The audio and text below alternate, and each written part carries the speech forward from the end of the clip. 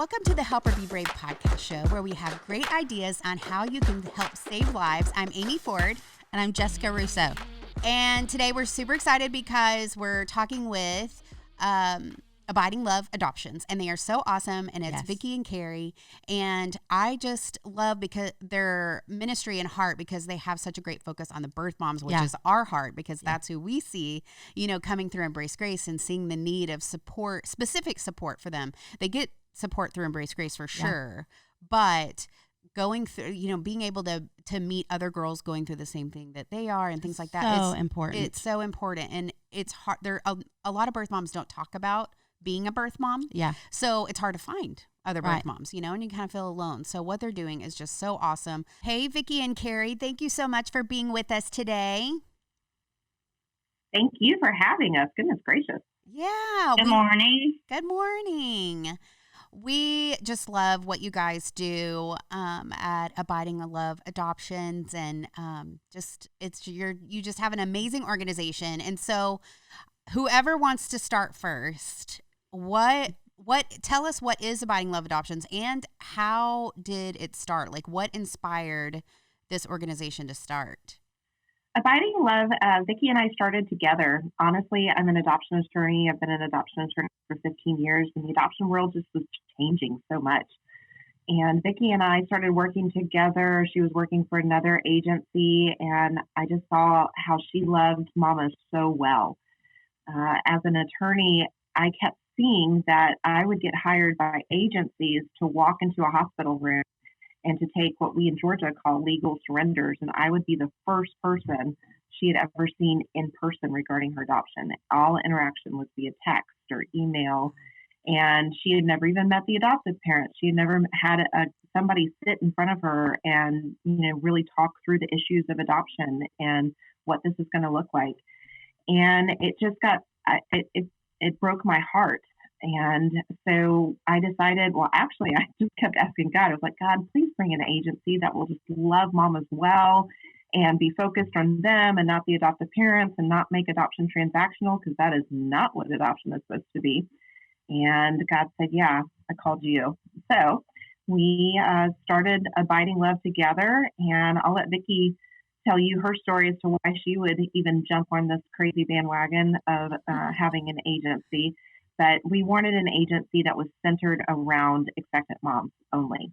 And adoptions were focusing on the adoptive parents. And look, we love adoptive parents, but the thing is we want to love her big and well so that she can be empowered to make decisions, whether that's parenting or if that's making an adoption plan.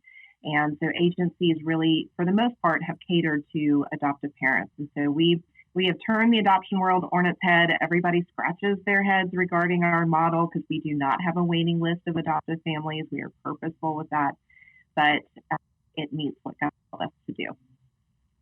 Wow, love that. And so is there, as far as just your heart for birth moms, is there something specifically that inspired that part of your journey? Or maybe just, I guess maybe you just saw that a lot of agencies are more focused on the baby and the adoptive family and not as much on the birth mom. No, it was a little deeper than that. Like Carrie said, she was an attorney, and I was working at the time we first met. Good Lord, Carrie, how many years ago? It's been a minute. We're old. Yeah, it's been a minute. And I've always advocated for the expectant mom and birth mother. I'm an adoptive mom, and I have open adoptions with all of my children's birth families. And so I have always been in the trenches with the mamas, always. It's just always been where God has placed me. And one of the things that I kept seeing was my mamas. The other agency I worked for, don't get me wrong, they were wonderful. Yeah. And at the time doing more than what other people were doing. But I've just always worked in the trenches. And one of the things I got tired of was everybody loves those videos. And again, please hear my heart. This is not any slight against adoptive parents. We love adoptive parents, and we love all the ones that have come alongside us at Abiding Love. But everybody loves those videos of adoptive parents meeting their baby for the very first time. Mm-hmm. But nobody wants to talk about the woman that I'm holding in the corner. And I'm going to get emotional, but crying her eyes out. Yeah. And then the pain that she suffers essentially forever. Yeah. And so it was intentional. It was intentional to be a family for her, to be a safe place for her, to be a base for her, to raise her dignity in society, to make her something that she doesn't have to hide anymore. And so our goal is to raise her up, to be the hand, to cloak her in honor, to place her in dignity, and to raise her up so that she doesn't have to hide in the shadows anymore. That's so good. Yeah, and that. we really love, we love our adoptive parents, but, we're not worried about the baby. Mm-hmm. I mean, we know that the baby's going to be placed, and we've, either done the home study or scoured through the home study, and these families have gone through so many interviews. So we're not worried about the baby. We know the baby's going to be safe and raised in a household where they're going to not only know about Jesus, but hopefully, be taught to be in a relationship with Jesus. And we're not worried about the adoptive parents. We're worried about her, and not just during the pregnancy at the time of placement, but well after placement. That's so good. I know that with leading Embrace Grace for so long, there's been a lot of girls that had chose adoption, and that is one of the most life-changing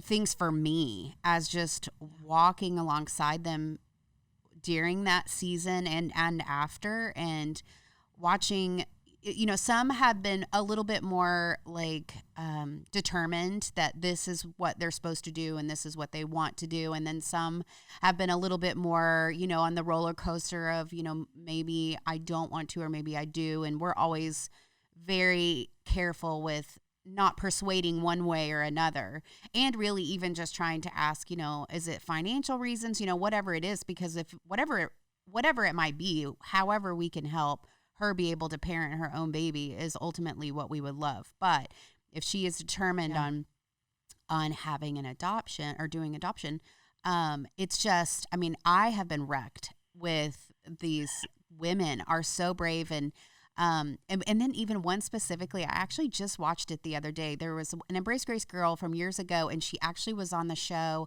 I think it's called I'm Having Your Baby.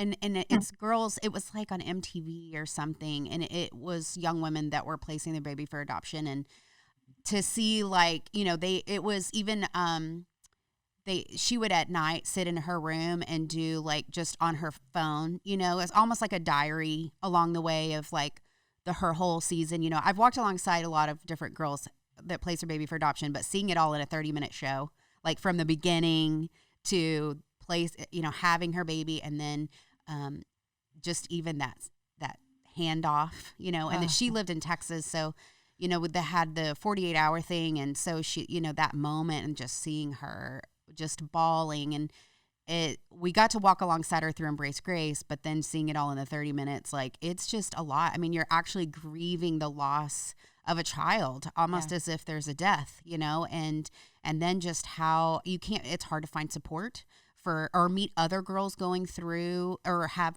placed their baby for adoption in the past. So it's hard to find other people that can understand. So I totally see what you guys see as far as just needing more support. The baby will be just fine. The birth moms need love and support.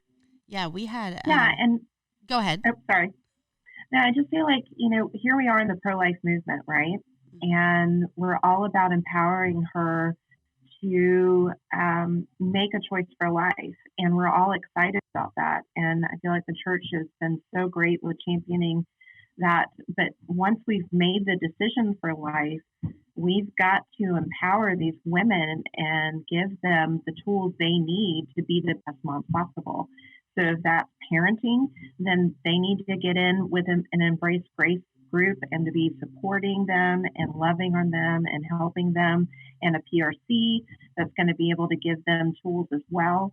And if that's adopting, then they need an adoption agency, whatever agency it is. They need an adoption agency that's going to be caring about them post-placement. Yes. And I think you can tell a lot about an adoption agency's heart with what they offer after placement, what kind of care they offer after placement. Because if they don't care about you, and even now, I mean, if an agency is just texting with you or emailing you, you better believe they aren't going to be really caring after placement and after things are signed.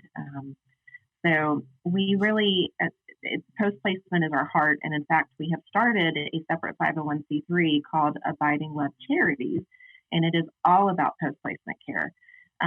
We have 3 tiers of it. Tier 1 is a birth parent, because that's just our heart. It's always going to be the center, tier 1. And so we have birth mother support groups. Right now we have 5 support groups going on throughout Georgia and Florida. We want to get one started in Alabama, where we're also licensed. And we are going to have birth mother grants, where we've got a mom who placed 5 years ago. Actually, her son was born 5 years ago yesterday. And she dropped out of school in 9th grade. And last year she got her GED. And this year she wants to get a degree in social work. Wow. So she got loans and everything, but she had like $2,000 that left over that she needed to pay for books and the rest of the fees for school. And so we were able to do a birth mother grant that, pay for those needs. And we want to do that more for other birth moms. And it doesn't matter if you've placed with Abiding Love or not. The support groups and the grants, it's open to any birth mother. Tier 2 will be for adoptive parents. We've talked a lot about open adoption. We've encouraged you to have a relationship, and now you have a relationship, and adoptive parents need support on how to walk that open adoption relationship. And then Tier 3 will be adoptees, but we're starting with birth mothers on Tier 1. I love that so much. Yeah. What I wanted to say is I absolutely recognize the value in seeing that woman as more than just a vessel to put a baby in someone's hands. We had an Embrace Grace mom that she was working with an agency that did not have her best interest at mind. And it was so hard walking that season with her. And, because we try to really encourage the moms to hear from God. What is he asking you to do in this season? What is his plans for your future? But there was that moment of like, no, this is not right. They were telling her that the only way she could have an open adoption was, or she couldn't have an open adoption because she wouldn't get a good family for her baby.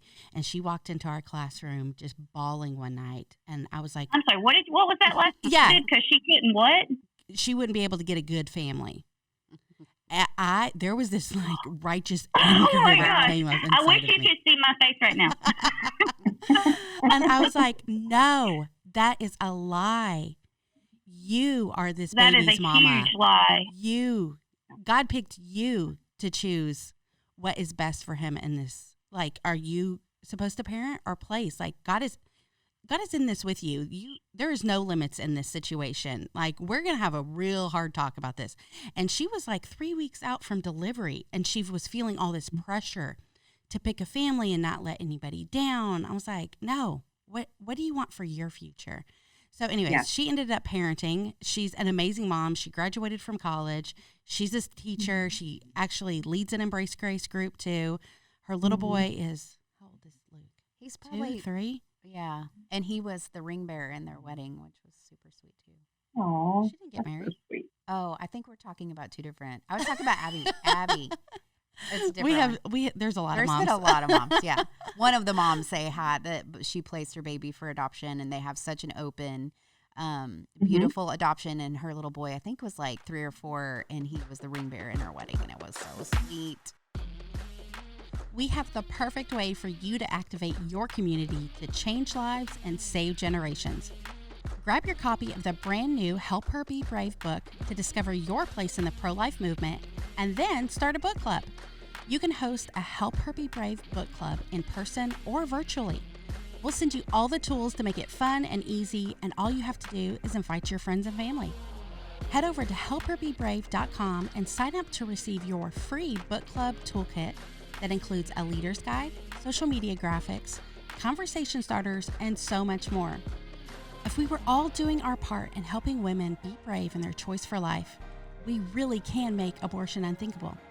Start with hosting a book club today. Visit www.helpherbebrave.com.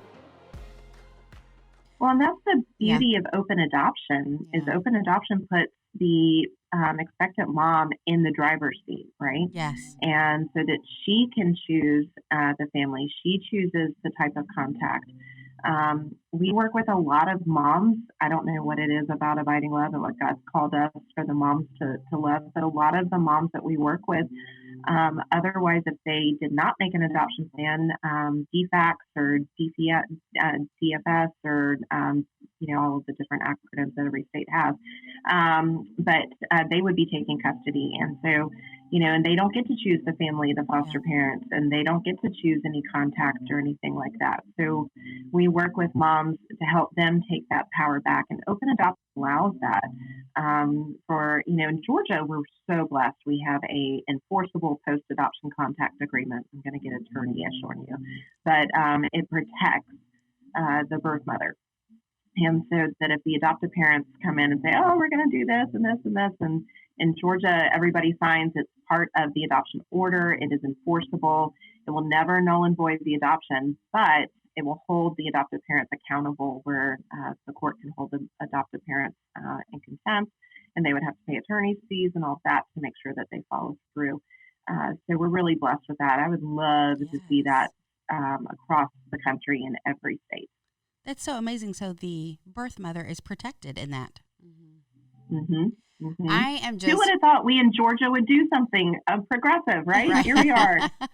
I'm just so excited that you guys are starting birth mom support groups. I cannot tell you how many people have asked if we would even do that. And, I've prayed about it, but I've just been like, we just did the revised this last year, and we did for Embrace Grace, we did the Dad's Embrace Legacy. And it's like, we got a lot going on. And I just have been praying that God meets that need in some way. So I just cannot even tell you how excited I am that you guys are starting this, because it's been a need. And we've had, the girls go through Embrace Grace that are also placing their baby for adoption, but there's nothing after that besides just our, love and support along the way. But they, and afterwards, as we develop these amazing friendships and relationships with these girls, and they still stick around. I love it. We have so many adoptive moms that still come by the office, and they're our family. They are our family. But they to meet other girls in an environment like that. Oh my word, so amazing, and it's been so needed. Different. Yeah, it is. She needs to be around people that really can understand. Yes. And and then I love that you guys are taking them in, even if they didn't place with you. That's kingdom. That's so good. And this isn't about abiding love. Yeah. This is about loving these women big and well. It doesn't matter where you place. I mean, you're right. We had a mom, the Brunswick, Georgia Birth Mother Support Group. We've been going for 3 years now, and we have such a sweet group. But we had a mom that joined last month, and she's like, I've never met another birth mom. She's placed 15 years ago. She's like, I've never met another birth mom. Oh, so like Vicki said, I know. And like Vicki said, coming out of the shadows, I really feel like we're in a time where birth moms are coming out of the shadows that feel, okay, I can tell my story. Yes, I made an adoption plan. Yes, I still love my child. And that's the time that we're living in right now. And it's really exciting to see. We also had a PRC at the CareNet conference, and they were like, oh, we would love to have a support group, but we work with a different adoption agency to refer to. And I was like, that's cool.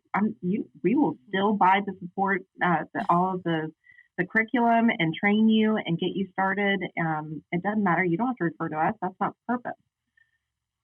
That's so good. That's and so for everyone that's listening, you guys are specifically in the Georgia area, right? Are people outside of Georgia? We are licensed in Georgia, Alabama, and Florida.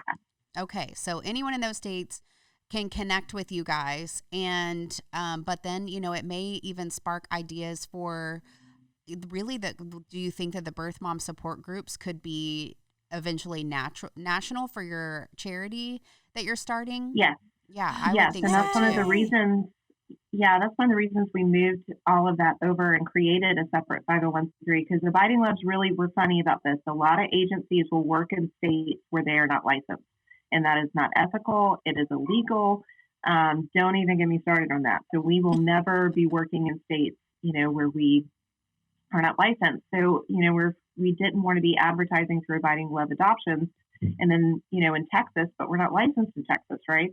So, and for people thinking that we're trying to pull a fast one. So, yes, we are trying to get that across the board. And, but we want to walk that line. Vicki and I have these conversations because we want to make sure if we do that, even through charities, that people don't think that we're trying to practice or advertise Abiding Love Adoptions in those states that we're not licensed in. But the intent is to be as many places as possible. Any PRCs out there, you want a support group, let's make it happen. Yeah, that's good. Well, and I need to be transparent with y'all. I ain't going to let just anybody run that support group. Oh, well, hey, we're the same way. I'm just going to let you know that if you call me from another state, I am very protective of my mama. Very, very protective. And so if you call me and you're interested, just know you're going to have to interview with me. There's going to be some background checks. Look, several times. We are all on board with that. Yeah, there's going to be that. I'm going to be praying. I'm going to be fasting. I'm going to be making sure that you're who God called. And if you're not, I'm going to gently tell you you're not. But, I just need to, I want to be transparent about that, because I don't want you to think you can just call us and say, oh, I'll run a support group, and we're going to be like, yay, because that's not going to happen. I mean, just in all honesty, it's not going to happen. I just heard the Southern mama come out of you, okay? Yeah, I'm just like, I'm going to talk to you, and we're going to chat about this, and I'm going to make sure you understand, and really just to be, you don't even have to be affiliated with adoption to run a support group. Yeah. It's what I look for and what Carrie looked for, we look for women who have been called by the Lord to serve women. Yeah. Mm-hmm. And so if your calling is to love women and raise them up, and you know that that's what God's called you to do, then you could possibly be a great fit for this. We can teach you adoption language. We can teach you what to say. Like, I can teach you skills, but I can't give you a heart. Yeah. And so if you're calling, and that's even for advocates, like, because I need advocates in Florida. If your calling is serving women and God has touched you in that, then you could possibly have a place at Abiding Love Adoptions and charities. But if that is not your calling and you think it's about skills, you're at the wrong place. No, well, and if you think adoptions are rainbows and sunshine. Oh, gosh. Yeah, no. Well, all they have to do is walk alongside one mom, and they'll figure it out real quick. Yeah. Okay, how can people connect to you guys? What's your website and all the things? All the things. We are on Instagram, Abiding Love Adoptions. We are on Facebook.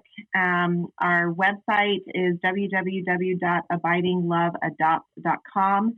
That website is all for expectant mothers. Adoptive parents, we have a separate website for you that kind of explains our model, because, again, everybody's scratching their heads saying, I don't understand. You don't have a waiting list. How is that possible? And that is www.abidingloveadopthomestudies.com. And may I say, people literally send me checks of $1,000 saying, hey, put me on the secret waiting list. There is no secret waiting list. There's none. That's just not how we roll. So don't be begging me to put on a waiting list. Oh my goodness. We've gotten the same thing. People will call us. Well, they start calling all the Embrace Grace leaders, going down the nation. Do you have any moms that want to give me their baby? I'm like, no. Our charity's website is in the mock-up phase. It has not launched yet, but it will soon. Well, by the time social media will follow with that. Okay, well, we'll just put by the time this airs, probably it will be up. So let us know when it does, and we'll put it in the show notes for when it does air. So, well, thank you guys so much for being on today. We loved hearing all about what you guys are doing, and we just hope that people are listening or stirred to action and want to connect, or maybe it even inspires ideas on their own of how they want to help birth moms and and all of that. So thank you guys. We so appreciate you being on today. Thank you for having us. Their hearts are so like exactly in tune with our hearts for our single mamas. Like we want to come alongside them and love them well in this season. And, you know, we always say that we'll do life forever with them if they'll allow us to. And this is just another beautiful addition to that piece of walking forever with them. And it's such a proof, like, to the pro-life movement that we really do care about these women. Their needs, their hearts, their emotional state is so important. And this is going to be such an amazing resource for people to jump on board with. Yeah, for sure. And I'm just so inspired by these moms. I mean, the fact that they would sacrifice their body for 9 months to save a baby's life is one of the most beautiful acts of courage that I've ever seen. And it's life-changing, you know, for us as leaders, and it's just beautiful. So I'm so thankful for them, and I hope that everyone that's listening, that you were inspired by that and want to connect with them, maybe start a birth mom support group in your state. That would be so awesome. And please, if you do, let us know, because we, as Embrace Grace leaders, we want to know where all these birth mom support groups are so we can send, you know, our birth moms to them, because this has been a need in the movement for a while. For sure. I'm so pumped about it. And thank you guys so much for watching today. And please share this episode with your friends. We're on YouTube, and we're also on iTunes and Spotify, so you can listen or you can watch, whatever you prefer.